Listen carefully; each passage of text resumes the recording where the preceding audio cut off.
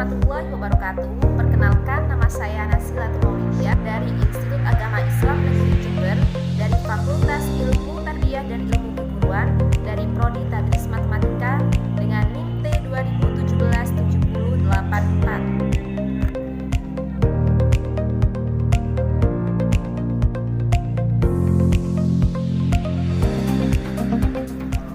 Merdeka Belajar Kampus Merdeka adalah kebijakan Menteri Pendidikan dan Kebudayaan Nadiem Makarim yang bertujuan untuk mendorong mahasiswa untuk menguasai berbagai keilmuan yang berguna untuk menguasai dunia kerja. Tujuan dari Belajar Merdeka Kampus Merdeka itu mempunyai dua tujuan. Yang pertama adalah mendorong proses belajar di perguruan tinggi yang semakin otonom dan fleksibel. Yang kedua adalah menciptakan kultur belajar yang inovatif, tidak mengekang dan sesuai dengan kebutuhan mahasiswa.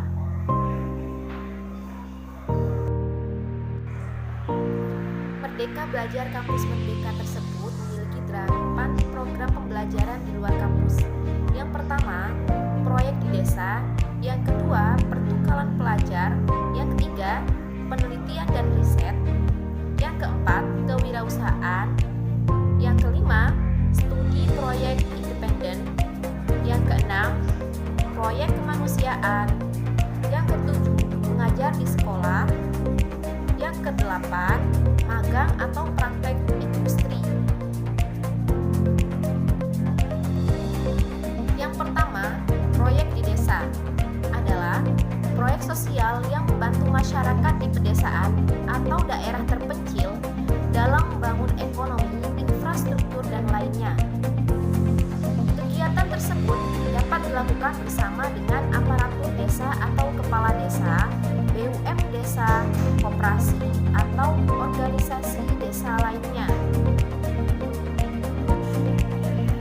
Program yang kedua yaitu pertukaran pelajar. Pertukaran pelajar adalah mengambil kelas atau semester di perguruan tinggi luar negeri maupun dalam negeri berdasarkan perjanjian kerjasama yang sudah diadakan pemerintah. Tujuan dari program pertukaran pelajar yaitu untuk memberikan kesempatan pengalaman belajar dengan meningkatkan soft skill dan hard skill di perguruan tinggi lain. Yang ketiga adalah penelitian atau riset. Kegiatan riset akademik, baik sains maupun sosial humaniora yang dilakukan di bawah pengawasan dosen atau peneliti, dapat dilakukan untuk lembaga riset seperti LIPI atau BRIN, LAPAN, NASA, perguruan tinggi, dan seterusnya. Namun, penelitian atau riset ini wajib dibimbing oleh seorang dosen atau pengajar. Yang selanjutnya yaitu program wirausaha. Wirausaha yaitu mahasiswa mengembangkan kegiatan kewirausahaan secara mandiri, dibuktikan dengan penjelasan atau proposal kegiatan kewirausahaan dan bukti transaksi konsumen atau slip gaji pegawai. Yang selanjutnya adalah proyek kemanusiaan. Mahasiswa mengembangkan kegiatan kewirausahaan secara mandiri, dibuktikan dengan penjelasan atau proposal kegiatan kewirausahaan atau bukti transaksi konsumen atau slip gaji. Program yang selanjutnya adalah mengajar di sekolah. Jadi mahasiswa bisa melakukan mengajar di sekolah itu di tingkat dasar maupun di tingkat menengah selama beberapa bulan. Sekolah tersebut dapat berada di lokasi kota maupun daerah yang terpencil. Program ini akan difasilitasi oleh Kemendikbud. Program yang terakhir adalah program magang atau praktek industri. Program tersebut biasanya dilaksanakan di sebuah perusahaan, yayasan nirlaba, organisasi multilateral, institusi pemerintah maupun perusahaan rintisan. Dan program tersebut wajib dibimbing oleh seorang dosen atau pengajar. Latar belakang saya mengikuti program program mengajar dari rumah ini adalah karena saya melihat dan mendengar apa yang telah dirasakan siswa dan orang tua siswa yang mereka merasa keberatan tentang adanya pembelajaran jarak jauh seperti sekarang ini, karena mereka mengalami banyak kendala. Yang pertama seperti orang tua siswa yang tidak mampu untuk membelikan HP Android bagi anaknya, dan yang kedua, siswa mengalami kesulitan dalam memahami materi atau pembelajaran yang telah diberikan oleh pendidik, karena mereka belum bisa menyesuaikan dengan adanya pembelajaran daring seperti sekarang ini. Yang ketiga, susahnya sinyal ketika siswa berada di daerah yang terpencil.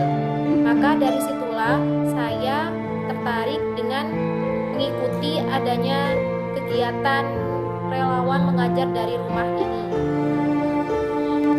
Sasaran siswa yang dibantu adalah siswa SD sekitar kelas 1 sampai kelas 6 dengan materi, semua materi, lebih khususnya di pelajaran matematika. Pada awal pembelajaran, siswa kelas 1 tersebut mengalami kesulitan dalam membaca dan mengalami kesulitan dalam pelajaran matematika seperti penjumlahan dan pengurangan. Dan untuk kelas 3 dan 4 itu mereka tersebut mengalami kesulitan dalam soal cerita di pelajaran matematika. Dan untuk kelas 6 mereka kesulitan dalam pelajaran memahami bangun ruang.